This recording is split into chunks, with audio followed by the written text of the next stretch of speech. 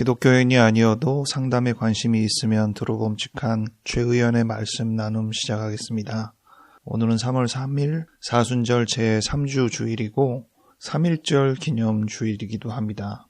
오늘 성경 고린도전서 1장 18절부터 25절을 가지고 논리와 힘 그리고 미련스런 사랑이라는 제목으로 말씀을 나누려고 합니다. 여러분은 인생의 가치를 어디에 두시나요? 어떤 이는 돈에 둘 것입니다. 돈은 곧 힘이고 돈을 통해서 무언가를 이룰 수 있으니까요. 어떤 이는 학문일 것입니다. 논리 정연한 원리들이 우리를 일깨운다고 생각하는 것이죠. 둘 다 참 중요한 부분입니다. 그래서 제목상으로 논리와 힘이라고 이야기하였고, 이 두 가지가 세상을 움직이는 가장 대표적인 것이 아닌가 싶기도 합니다. 그런데 오늘 말씀은 결과적으로 보면 이 논리와 힘으로 이 세상이 발전하기는 하지만 행복하게 될 수는 없다는 것을 이야기하고 있습니다. 논리와 힘을 능가하는 무엇인가가 필요한데 그것이 사랑이죠. 그냥 사랑이 아니고 미련스러운 사랑이라는 전제가 붙어요. 이 미련스러운 사랑을 여러분 나름대로는 다양하게 붙여도 됩니다. 어떤 이는 예술을 선택할 것 같아요. 예술의 그 아름다움, 정서적인 요소, 이런 부분이 인간을 풍요롭게 한다는 생각을 해볼 수도 있을 것입니다. 오늘 본문은 그 중에서 미련이라는 단어를 굉장히 많이 반복하고 있어요. 본문에서는 그 미련이라는 단어를 어디에 붙였냐? 십자가의 도에 붙였습니다. 본문 18절부터 21절까지에는 지혜와 미련한 십자가의 도가 대비되어 있습니다. 이 도라는 단어는 메시지라고 번역하기도 하고 우리로 말하면 그냥 스토리, 이야기라고 해도 될 것 같습니다. 본문 처음에는 지혜와 미련함의 대비로 보여지긴 하는데 뒤에 22절 이후로 지혜만 아니라 힘이 있다는 것을 말했어요. 그래서 제목을 논리와 힘 그리고 미련스러운 사랑이라고 붙인 겁니다. 이 지혜와 미련함으로 대비하는 내용을 먼저 좀 살펴보려고 하는데요. 20절에 보면 하나님께서 이 세상의 지혜를 미련하게 하신 것이 아니냐 이런 표현을 썼습니다. 지혜를 미련하게 한다. 근데 이 부분은 여러분들이 충분히 쉽게 생각할 수 있을 거예요. 여러분이 믿고 있는 신념, 그것이 여러분을 미련하게 할 때가 있죠.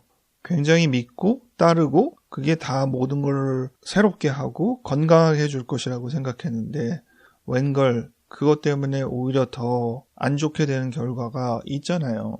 그런 부분을 이야기하는 거죠. 지혜를 미련하게 한다. 반면 미련함에서 오히려 우리를 살리고 풍성하게 할 것을 찾을 수 있다는 것인데 그것이 오늘 성경에서는 십자가의 도인 것입니다. 또 21절에 보면 그 지혜로 하나님을 알 수 없다는 표현이 나와요.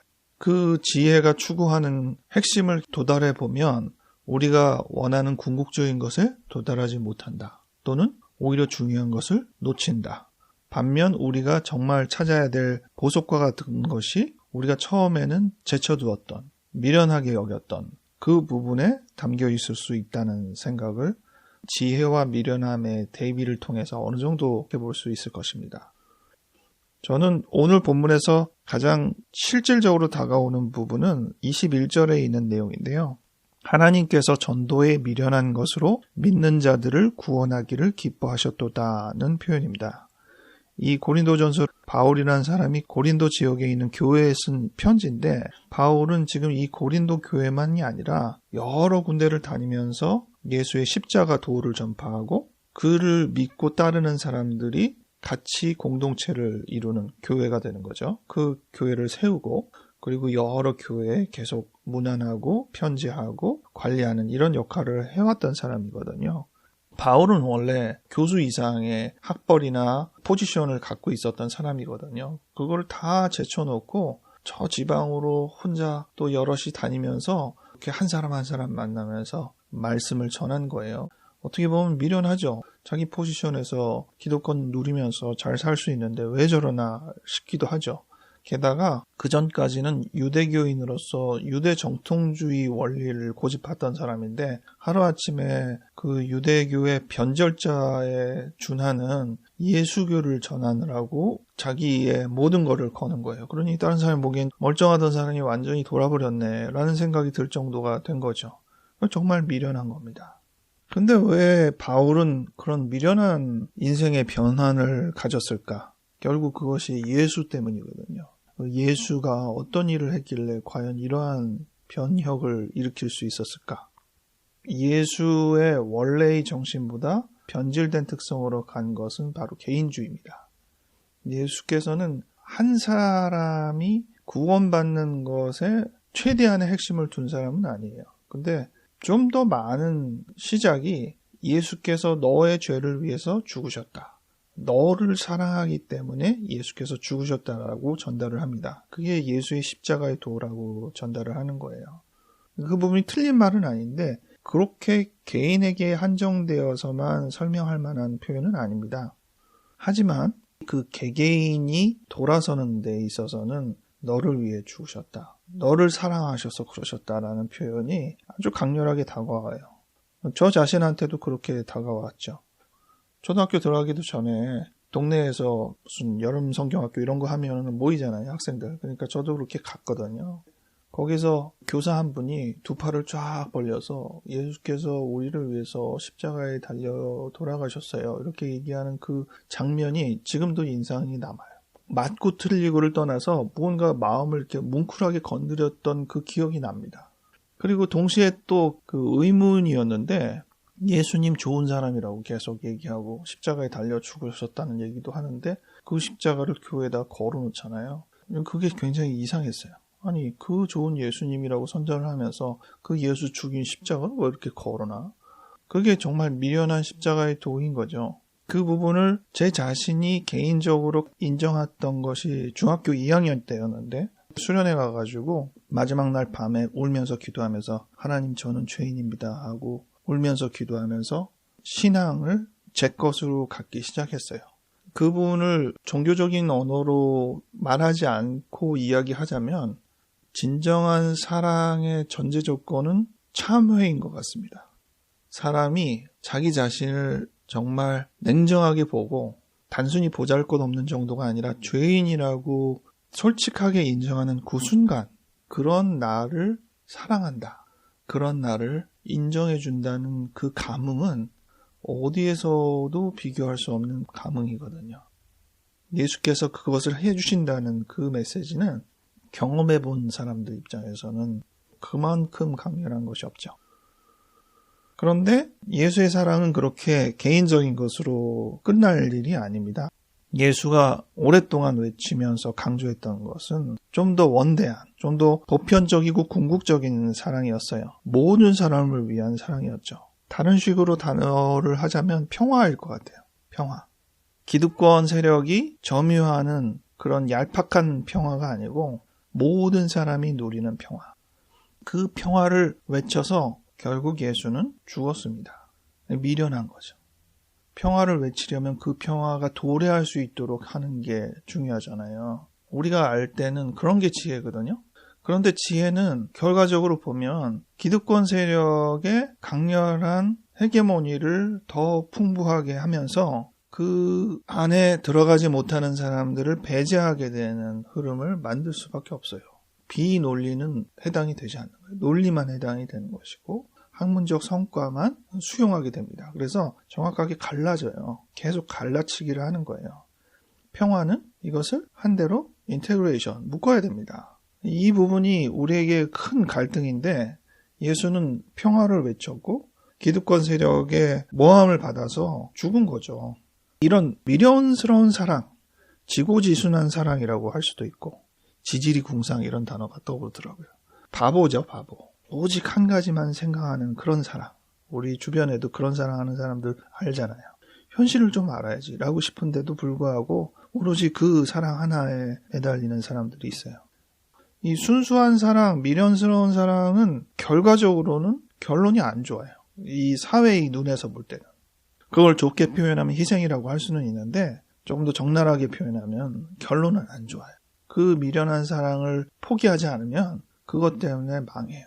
우리가 흔히 얘기하는 성공의 길로 가거나 발전의 길로 갈 수가 없어요. 그런데 그 망한 그 자리에서부터 누군가가 그 사랑을 이어받아서 다시 시작해요. 이게 참 웃기는 일이에요. 누군가가 세상을 구원하겠다고 호미를 들고 모진 땅을 막 파내요. 조금 더 현명하고 힘있게 하면 모르겠는데 그렇지 않고 진짜 미련스럽게 호미로 땅을 계속 캐내요. 그러다가 탈진해서 그 자리에서 죽어요. 그런데 그걸 보고 누군가가 그 호미를 또 들고 계속 그 땅을 쳐내요. 이게 웃기는 일이죠. 그런데 그렇게 이어가요. 저는 이 부분, 다시 시작하는 부분을 다른 표현으로 보면 희망이라고 말할 수도 있지만 예수께서 부활하셨다라는 말이 바로 그런 지점이라고 생각을 하는 편입니다. 오늘 3.1절 기념주일이라고 했는데 마침 이 내용이 이 부분과 많이 관련이 좀 있어 보입니다. 3.1절은 우리나라가 독립했다라고 외친 1919년 김희연의 독립운동이라고 할 수 있는데 독립운동을 촉발하게 된 가장 중요한 계기는 고종의 사망이죠. 고종이 독살당했다는 소문까지 퍼지면서 사람들은 위기감을 가졌습니다. 그리고 결집을 했고요. 그래서 고종의 장례식인 3월 1일을 기점으로 무브먼트, 운동을 시작했어요. 그런데 그 운동이요. 대한독립 만세 외치는 운동이었어요. 이른바 비폭력 운동이죠. 그래서 독립을 했나요? 무고한 사람들이 무수하게 투옥당하고 고문당하고 죽었습니다. 그리고도 일제치하의 역사는 계속됐어요. 어떻게 보면 정말 미련스러운 일인 거예요. 이왕이면 좀 더 다른 지혜롭고 힘있는 활동을 할 것이지 왜 고작 하는 일이 대한독립 만세 외치는 일인가. 그런데 그런 미련스러운 사랑이 그 사랑이 이어집니다. 그게 오늘 본문과도 내용이 흐름이 같은 거예요. 이 부분을 유념하면 좋겠다 생각이 듭니다. 오늘 본문의 이제 뒷부분 22절부터 25절은 논리와 힘이라고 말할 수 있는 두 가지 영역을 확인할 수 있어요. 22절에 보면 유대인은 표적을 구하고 헬라인은 지혜를 찾는다. 근데 이 부분이 이제 23절, 24절, 25절로 이어지면서 이어가는 게 있어요. 유대인과 헬라인이라고 여러분들이 일단 두 개로 구분해 주시면 되겠습니다. 유대인은 이스라엘 사람들이고 헬라인이라는 것은 유대인이 아닌 모든 사람을 상징하는 거죠. 그러니까 사람은 유대인 아니면 헬라인인 거예요. 유대인들은 표적을 추구했다는 건데 이게 힘입니다. 24절에는 능력이라는 표현과 연결돼 있고 25절에 강함이라는 단어랑 연결돼 있거든요. 이 힘이 없는 것의 표현으로 나온 것이 23절엔 거리낌이라는 표현이 나오고 25절은 약함이라고 나옵니다. 이런 부분이 힘이 없는 입장을 상징하는 것이죠. 반면 헬라인, 이방인들은 지혜를 추구했어요. 그래서 24절, 25절에도 계속 지혜라는 단어가 나와요. 반면 지혜가 없는 어떤 상태를 23절에는 미련한 것이라고 표현했고 25절에는 어리석은 것이라고 표현했어요. 그런데 나는 지금 논리로 너희들을 설득하고 설명할 것도 아니고 힘으로 이것을 너희들한테 수용하도록 하려고 하는 것도 아니고 오로지 미련한 것으로 너희를 붙잡으려고 한다. 이 이야기를 하는 거예요. 24절에 보면 오직 부르심을 받은 자들에게는 유대인이나 헬라인이나 그리스도는 하나님의 능력이요 하나님의 지혜다. 모든 사람들이 이야기하는 힘이냐 아니면 논리냐의 부분을 벗어난 새로운 지대를 만들 것입니다. 라고 이야기하는 겁니다. 유대인이나 헬라인이나. 이제 더 이상 유대인이냐 헬라인이냐 이런 식으로 구분할 필요도 없다는 거예요.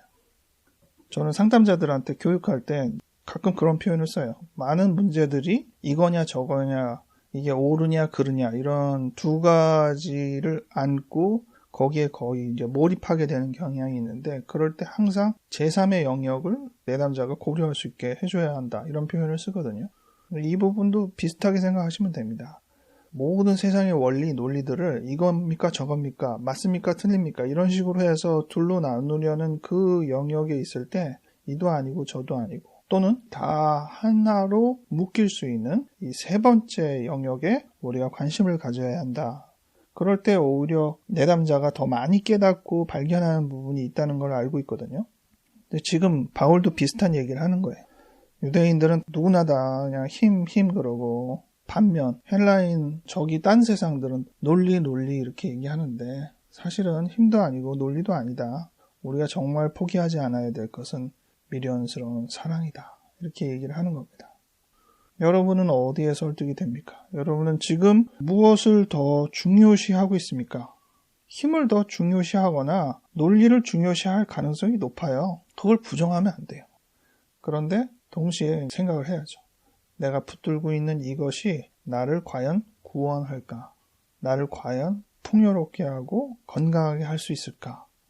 그럴 때 우리가 좀 젖혀두었던 그 미련스러운 사랑의 어떤 요인들이 떠오를 수 있을 거라고 생각합니다.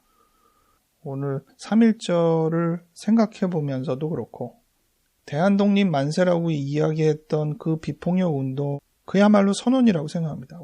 우리는 독립한 사람입니다. 그것이 실제의 지금의 상황과는 다른 거잖아요. 그럼에도 불구하고 우리는 독립한 사람입니다. 우리 자신을 선언한 것이잖아요.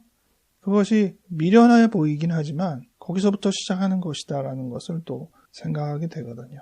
여러분들이 이미 실망했고 포기했던 어떤 부분들이 떠오르신다면 다시 그것을 주워 담을 수 있는 힘을 얻게 되기 바랍니다.